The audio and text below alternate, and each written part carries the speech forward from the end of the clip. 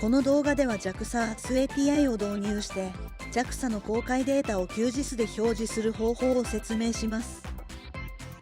まず、プラグインメニューで JAXA と検索し、プラグインをインストールしてください。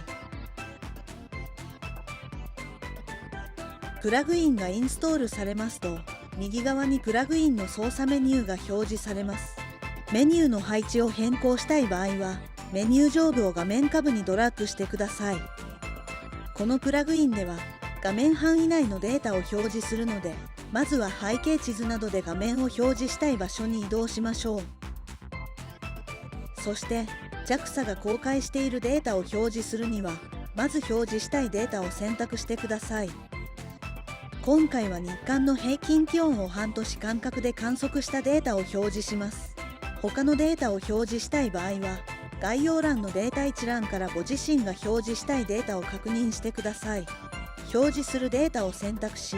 右側のロードボタンをクリックすると、データが自動で画面に追加されます。皆さんもぜひご自身が興味を持っているデータで試してみてください。見えるねでは QGIS 講習会を実施しております。QGIS について勉強したい方は、ぜひチェックしてみてください。では、次の動画でまたお会いしましょう。